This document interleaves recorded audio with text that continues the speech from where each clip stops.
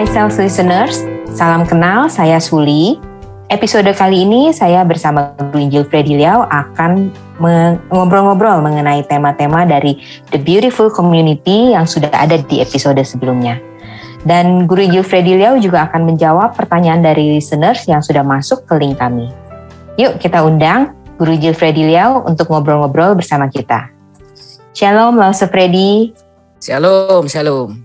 Iya, Lause Freddy. Di podcast kita yang sebelumnya, di episode yang pertama, Lause sudah bahas tentang Created for Community. Dan di akhir episode, Lause juga mengajak kita untuk berani melangkah keluar, hidup dalam komunitas, meskipun itu bukan hal yang mudah ya untuk kita lakukan, tapi itu adalah identitas dan panggilan kita dari Tuhan. Dan di episode kedua juga Lause mengajak kita untuk terlibat dalam komunitas yang berdasarkan pengajaran para rasul, yang kita bisa saling berbagi dan mendoakan. Dan komunitas yang seperti ini yang Tuhan berkenan dan Tuhan akan menambahkan jumlah-jumlah orang yang akan semakin mengenal Tuhan, muka satu sama lain. Tapi di sisi lain, teknologi menjadi mudah banget untuk kita berkomunikasi satu sama lain lewat Zoom atau lewat WhatsApp group.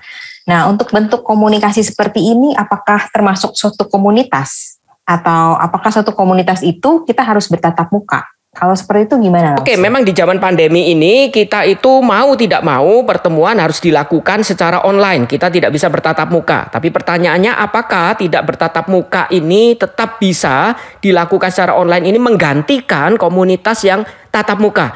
Saya rasa tidak sebenarnya. Karena biar bagaimanapun kita itu dicipta itu kan salah satu keunikan kita sebagai manusia, yaitu kita itu dicipta bertubuh. Bahkan kita itu di dalam misal pengakuan iman rasuli, kita orang Kristen tuh bukan percaya kebangkitan orang mati sebenarnya. Kita setiap minggu katakan percaya kebangkitan tubuh. Nah, bedanya tubuh kita itu setidaknya ketika bertemu tatap muka, kita tuh merasakan kehangatan satu dengan yang lain. Kalau saya mau kasih contoh sederhana, kita yang wanita mau nggak ditembak sama pria itu lewat telepon. Biasanya mereka mengatakan nggak mau atau lewat WhatsApp bahkan. Kenapa enggak mau? Karena enggak bisa lihat ekspresi mukanya, kejujurannya. Jadi ternyata tatap muka itu tetap ada hal yang beda, yang tidak bisa digantikan meskipun mungkin kita di Zoom itu bisa lihat misal ekspresinya. Kita mungkin bisa lihat tetap intonasi suaranya. Tapi kehangatan tubuh, kehadiran dia secara fisik, kita tidak bisa rasakan. Kita kehilangan komunitas itu secara kita tuh bisa bersama-sama merasakan kehangatan, bergandengan tangan, tertawa bersama. Kita kehilangan itunya tuh sebenarnya. Nah, memang anak muda zaman sekarang merasa enggak ada bedanya. Saya menjumpai beberapa orang di Zoom bisa ngobrol, di Jimit bisa ngobrol. Bahkan akrab sekali sama temennya. Tapi ketika dia ketemu di mall, tatap muka, bungkem enggak bisa ngomong. Saya sampai bilang, loh kamu kok enggak ngomong sama dia? Lalu dia bingung mau ngomong apa katanya. Jadi ternyata mereka tuh lebih suka bicara sudah dalam bentuk impersonal. Nah, ini yang tidak bisa digantikan dengan Zoom atau Jimit dan lain sebagainya.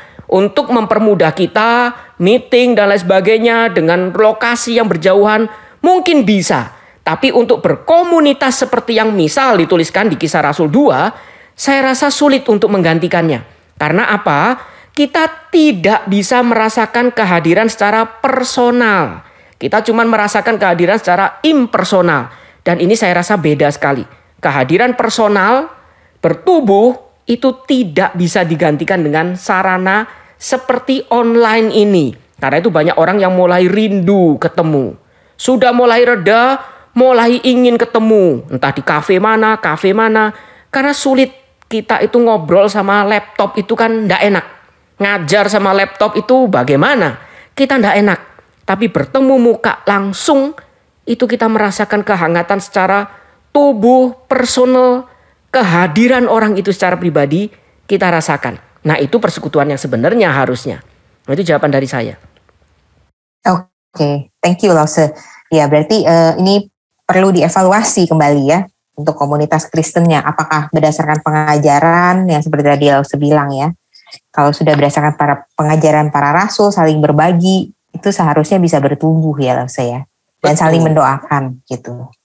Nah Lause, ini dalam prakteknya ada beberapa orang yang hidupnya mungkin mereka tidak terlalu suka ya berkomunitas ya. Nah, kalau untuk orang yang seperti demikian, apakah mereka bisa tetap bertumbuh atau mereka harus tetap dipaksakan gitu hidup dalam komunitas? Dan juga ada beberapa orang yang sudah terlibat dalam pelayanan atau kepengurusan gitu ya, tapi belum terlibat di komunitas tumbuh bersama atau KTB. Nah, kalau keterlibatan mereka dalam pelayanan ini apakah termasuk itu komunitas? Itu gimana tuh Lause? Oke, yang pertama dulu, orang yang tidak suka berkomunitas itu apakah dia itu harus dipaksakan untuk berkomunitas? Tetap sama, orang yang tidak suka berkomunitas itu menurut saya biasanya karena mereka itu merasa dirinya sendiri itu cukup dan bisa pada dirinya sendiri. Jadi dia itu tidak membutuhkan orang lain, seolah-olah dia individu sudah bisa melakukan semuanya sendiri. Kehadiran orang lain itu justru dirasa sangat merepotkan buat dia mungkin. Tapi orang seperti ini jika jujur tetap dia harus mengakui bahwa dia juga tidak mungkin bisa hidup sendiri sebenarnya. Misal, dia merasa tidak perlu seorang supir karena semua bisa dilakukan sendiri. Bahkan termasuk nyetir mobil sendiri. Tapi dia lupa untuk bisa ada mobil itu juga perlu kehadiran orang lain. Kalau tidak, dia boleh tidak membutuhkan sopir. Tapi siapa yang menyediakan mobil? Butuh ada orang yang memproduksi mobil itu. Dan memproduksi mobil itu juga tidak bisa satu orang. Dia juga butuh ada beberapa bagian dengan keunikan masing-masing, divisi masing-masing yang saling melengkapi, sehingga mobil itu bisa tersedia di hadapan dia. Jadi orang seperti ini boleh sadar dia itu seolah-olah tidak perlu komunitas. Dia tidak terlalu suka hidup berkomunitas. Seolah-olah semua bisa dilakukan sendiri. Tapi kalau dia mau jujur, memang seolah-olah bisa. Tapi seperti sesi 1 yang kita sudah bahas, tapi tidak sehat. Dia seolah-olah bisa menjalani hidup seperti itu. Tapi Alkitab sendiri juga mengatakan tidak baik jika dia seorang diri. Jadi tidak sehat, seolah-olah bisa, tapi tidak baik, tapi tidak sehat. Nah ini yang pertama. Jadi apakah dia itu harus dipaksakan terlibat dalam komunitas? Saya rasa bukan dipaksakan, tinggal dibukakan kesadaran. Kita sadar kita tidak bisa hidup sendiri. Kita membutuhkan setidaknya orang lain, kehadiran sesama kita di sekitar kita, apapun itu bentuknya. Nah lalu yang kedua, apakah terlibat pelayanan misal itu termasuk komunitas? Atau harus terlibat dalam komunitas itu seperti KTB. Nah terlibat pelayanan itu apakah disebut komunitas? Kita membahas dulu terlebih dahulu bahwa yang dimaksud komunitas itu apa. Komunitas itu pertama-tama bukan masalah metodenya, bentuknya, bahannya.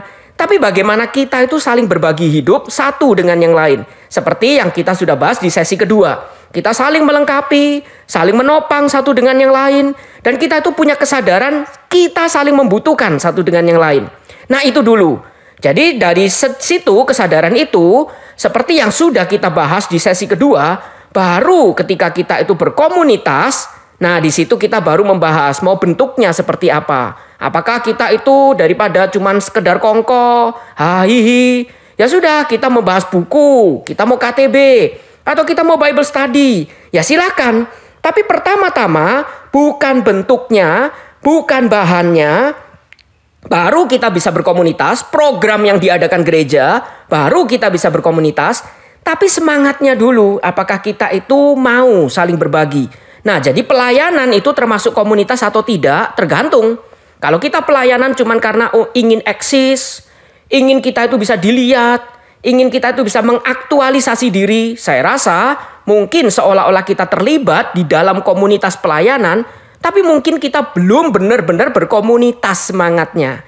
Tapi kalau kita pelayanan itu karena ingin berbagi satu dengan yang lain, saling melengkapi, nah mungkin saya rasa itu bisa dibilang sebagai komunitas. Nah ini pertanyaan pertama. Oke, Lause. Berarti orang yang sebenarnya tidak suka hidup berkomunitas itu harus dibukakan ya. Maksudnya kita harus pelan-pelan mendekati mereka ya, supaya mereka bisa terbuka bahwa hidup ini memang panggilan kita ini berkomunitas gitu ya. Kira-kira gitu betul. ya Lause ya. Oke. Betul. Kalau untuk komunitas Kristen sendiri kan ya Lause ya, kembali lagi ke dalam prakteknya yang ada di sekitar kita nih kan sebenarnya kita juga ada kelompok-kelompok, kita hidup dalam komunitas-komunitas yang anggotanya orang Kristen gitu. Tapi mungkin dalam komunitas kita itu pembicaraan kita, komunikasi kita di dalamnya itu kita ngomongin kehidupan sehari-hari, ngomongin soal pekerjaan, sekolah dan lain-lain, tapi kita tidak membahas soal firman. Nah, bagaimana dengan komunitas yang seperti ini? Apakah kita harus undang hamba Tuhan untuk masuk ke dalam grup kita gitu ya?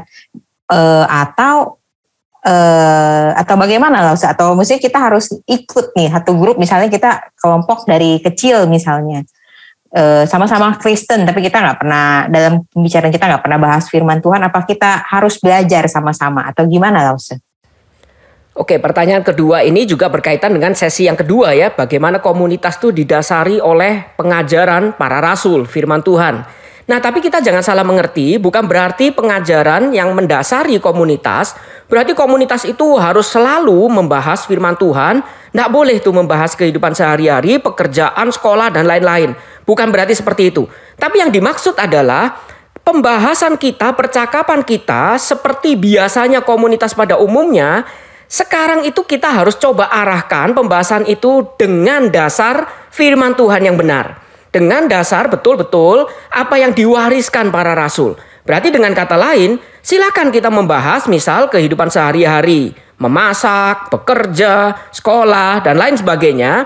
Tapi kita melihatnya sekarang dengan terang firman Tuhan, dasar firman Tuhan. Apa itu bekerja? Kalau mungkin orang dunia berkumpul membahas pekerjaan, lalu dia membahas pekerjaan itu cuma sekedar, ya saya bekerja karena butuh uang.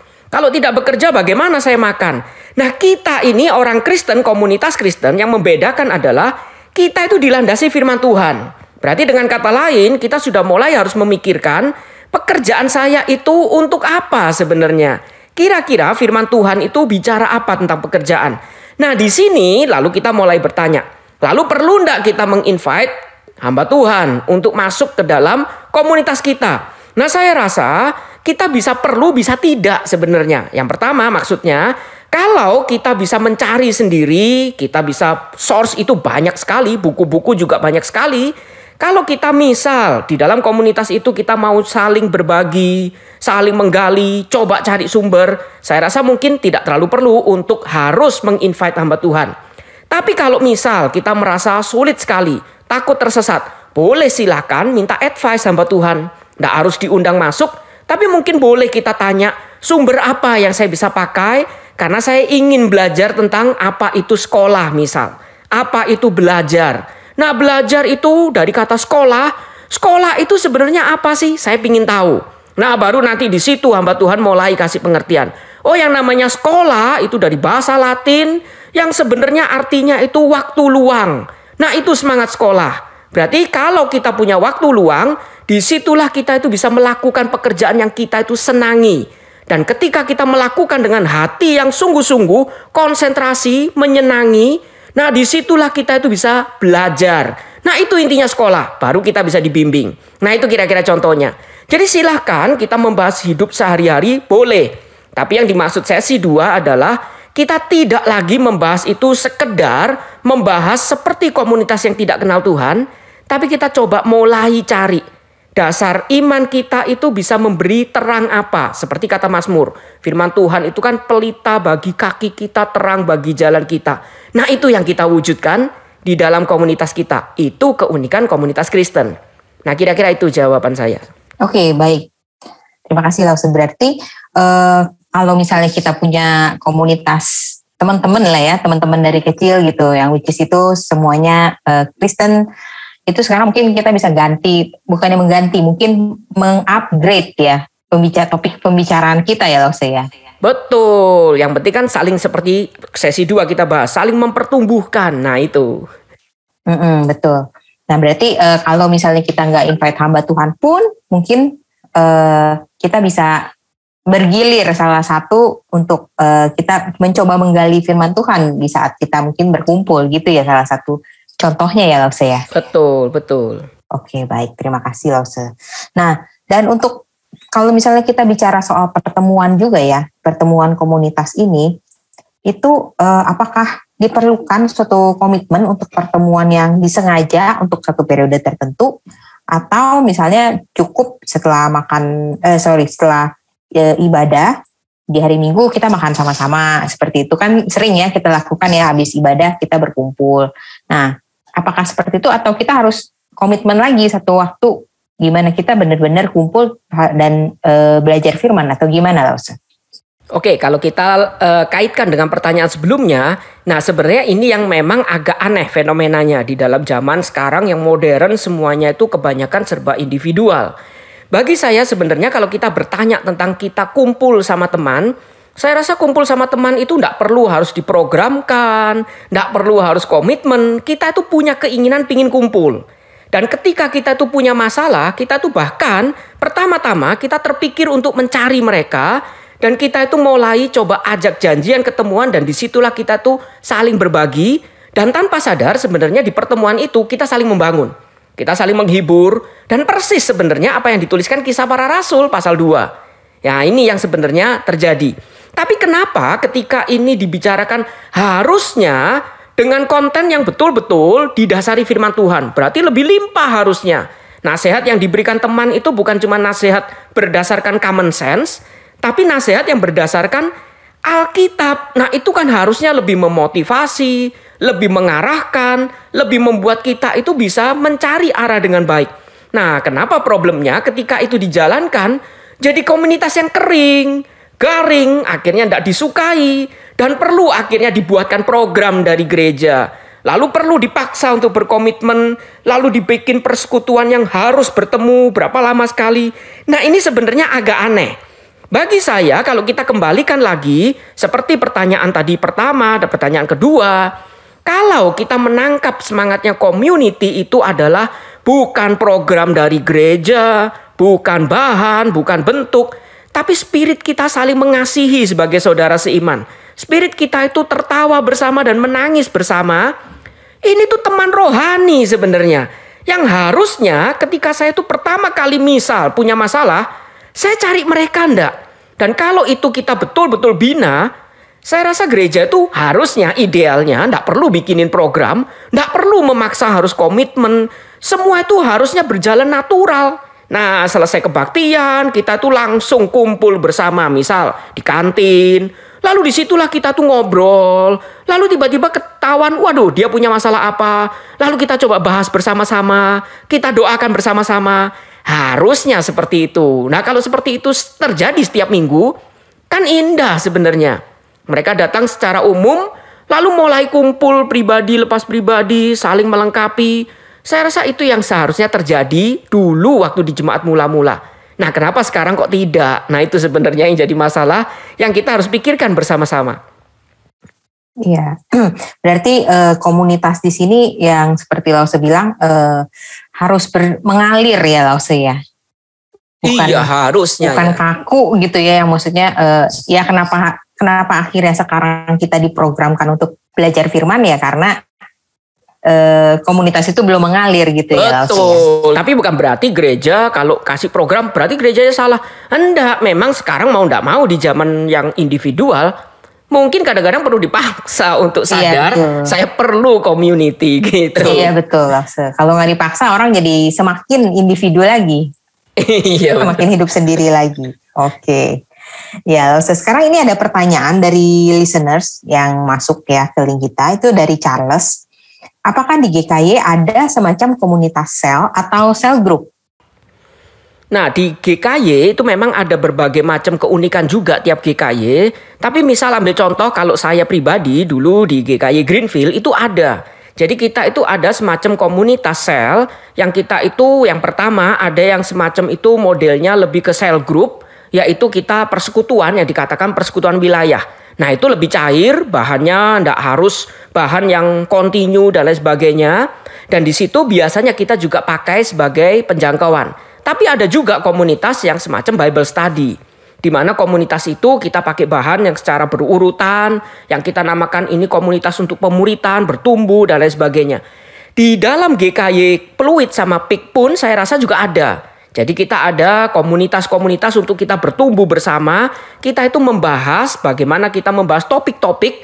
Lalu biasanya nanti juga pasti ada membahas dari Bible dan Alkitab. Saya rasa ada. di beberapa GKY mungkin kita harus coba tanya, biasanya di bagian persekutuan, nah atau pembinaan, apakah ada? Saya tidak tahu dengan persis apakah ada GKY yang tidak mengadakan itu, tapi biasanya sejauh yang saya tahu pasti ada. Tapi bentuknya mungkin beda-beda gitu, dengan keunikan mereka.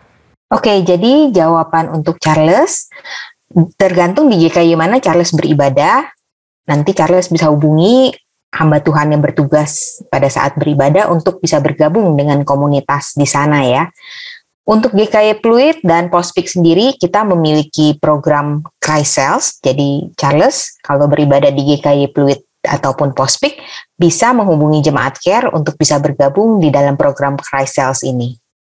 Nah, kemudian ada pertanyaan lagi dari ini tidak memberikan nama. Yang pertama, bagaimana tetap konsisten memiliki pertumbuhan kerohanian di tengah komunitas Kristen yang sedang memiliki penurunan pertumbuhan kerohanian? Dan yang kedua, bagaimana jika komunitas non-Kristen lebih baik daripada komunitas Kristen? Apakah masih tetap harus fokus mempertahankan komunitas yang ada? Nah, ini pertanyaan agak tricky ya. Cuman yang pertama dulu, bagaimana tetap konsisten kita itu memiliki pertumbuhan kerohanian di tengah komunitas itu yang tidak ada pertumbuhan rohani, bahkan mengalami penurunan pertumbuhan kerohanian. Nah, bagi saya kita balik lagi fokus kita kemana? Kalau fokus kita adalah diri sendiri atau teman kita yang bisa naik bisa turun, saya rasa memang sulit kita itu untuk konsisten. Biasanya nanti kita akan terpengaruh kalau suasana baik kita akan bertumbuh. Tapi kalau komunitas kita itu mulai suasananya kurang baik, banyak masalah. Di bulan-bulan yang mungkin itu banyak sekali problem. Akhir tahun harus laporan keuangan ini itu. Lalu semua serba sibuk. Lalu kita tidak lagi punya pertumbuhan rohani. Nah, kita mulai kerasa kering. Itu kalau kita fokus hanya pada saya dan mereka saja. Tapi kalau kita fokus sekali lagi di dalam misal sesi kedua, yaitu kita fokus pada pengajaran yang diwariskan para rasul. Pengajaran itu dari siapa? Dari Tuhan sendiri. Nah, kalau dari Tuhan, masa Tuhan tidak konsisten? Jadi bagi saya kita boleh naik turun, tapi pertanyaannya apakah kita itu fokusnya tetap pada Tuhan? Nah, kalau kita fokusnya tetap pada Tuhan, saya rasa kita tetap bisa naik, bisa turun. Tidak mungkin ada orang itu yang tidak punya masalah, lalu tidak pernah mengalami misal lesu rohani. Tapi kalau kita di dalam kondisi punya masalah yang berat sekalipun, kita fokusnya bukan fokus pada masalah, tapi fokus pada Tuhan. Saya rasa kita akan mungkin terkejut melihat ternyata masalah saya yang begitu besar, Tuhan itu tetap lebih besar dan lebih berkuasa. Dan saya rasa kita pasti kemungkinan besar tetap akan bisa bertumbuh, meskipun sempat terpeleset, sempat mungkin merangkak bangkit lagi. Tapi kita fokusnya pada Tuhan yang konsisten. Nah, itu yang pertama. Saya rasa kita harus coba fokus kepada siapa, kepada apa. Nah, itu yang kita harus coba lakukan yang pertama. Lalu kedua ini, bagaimana jika komunitas non-Kristen itu lebih baik daripada komunitas Kristen? Nah, ini juga pertanyaan agak tricky. Bagi saya, bagaimana mungkin komunitas non-Kristen itu bisa lebih baik? Berarti ada something wrong sebenarnya yang terjadi di komunitas Kristen kita tuh. Lalu apakah masih tetap harus fokus mempertahankan komunitas yang ada? Bagi saya harus kita refleksi. Kenapa kok komunitas Kristen kita yang harusnya lebih baik? Bukan berarti mendiskreditkan komunitas yang non-Kristen, bukan. Tapi kita mengatakan kita punya dasar. Punya dasar Tuhan yang sejati juga. Firman-Nya yang konsisten. Masa kita nggak lebih baik? Tapi kalau kita nggak lebih baik, pertanyaannya kenapa? Apakah komunitas Kristen sudah mulai menjadi komunitas yang misal munafik? Saya merasa hanya Tuhanku dan aku. Dan kita tidak lagi saling berbagi satu dengan yang lain. Kita cenderung cuma menghakimi. Nah, banyak komunitas yang seperti itu. Karena saya mengenal kebenaran, saya cenderung tidak tahan melihat teman saya yang kurang benar. Tidak sebenar saya. Nah, kita cenderung menghakimi, cenderung memarahi, cenderung risih berteman dengan dia. Saya rasa ini bukan komunitas Kristen yang baik. Komunitas Kristen tidak diajarkan seperti itu sebenarnya. Komunitas Kristen kita diajarkan mengerti kebenaran, ya pelan-pelan gandeng dia untuk juga ngerti. Bukan hakimi, gandeng dia masih belum ngerti. Bukakan lagi, masih belum ngerti. Cubit dikit, masih belum ngerti. Sampai dia ngerti. Lakukan dengan kasih. Masa itu tidak lebih indah? Saya rasa kalau kita jalankan dengan baik, dengan sungguh-sungguh, tidak mungkin komunitas Kristen tidak lebih indah. Pasti lebih indah, pasti lebih baik. Bukan berarti sekali lagi menghina komunitas yang lain di luar Kristen. Tapi kalau kita percaya Tuhan kita seperti yang dituliskan di Alkitab, masa sih komunitas yang seperti itu tidak lebih baik? Tidak lebih menarik?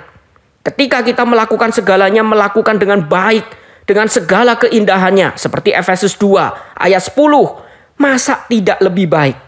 Nah, ini jawaban saya. Jadi kita harus refleksi lagi, evaluasi lagi. Kenapa kok komunitas saya yang katanya Kristen, kok nggak lebih baik? Pasti something wrong. Nah, itu jawaban dari saya. Oke, baik Lause. Pertanyaannya sudah dibahas semua sama Lause Freddy. Terima kasih Lause Freddy Liao untuk penjelasannya. Dan semoga dari episode kali ini kita semakin jelas lagi mengenai makna dari hidup berkomunitas. Dan mungkin ada pesan dari Lause Freddy yang mau disampaikan kepada kita semua. Mungkin cuma mengingatkan bahwa kita ini di dalam podcast ini kan ada urutannya sebenarnya. Bagian saya 3 pertama ini, bagaimana kita itu dibukakan vision for community. Jadi bagaimana kita itu memiliki visi, kita tidak pernah dicipta untuk sendirian. Karena itu di dalam bagian pertama kita diingatkan, created for community. Lalu community yang seperti apa? Kita punya visi yang benar dulu tentang berkomunitas. Nah, saya harap kita yang sudah ikut 3 sesi misal, kita mulai berpikir, apakah kita masih nyaman sendiri atau kita mulai berani untuk mencari komunitas yang tidak sempurna itu, yang sama-sama tidak layak di hadapan Tuhan. Tapi itu yang lebih baik. Sendirian kita merasa lebih baik, tapi tidak sehat. Nah, coba kita menjadi orang Kristen yang sehat. Kita berkomunitas, kita berani memberi diri, berani mencoba untuk mengasihi dan dikasihi. Dikasihi itu juga tidak mudah. Sama seperti mengasihi yang tidak mudah. Tapi kita mencoba hal itu. Karena itu panggilan kita. Nah, itu mungkin pesan dari saya. Oke, terima kasih Lause Freddy Liao dan juga para listeners. Dan podcast High Sales ini bisa kamu dengar melalui channel YouTube, Instagram, dan Spotify. Dan akan tayang episode baru setiap hari Sabtu. Sampai ketemu di episode High Sales berikutnya.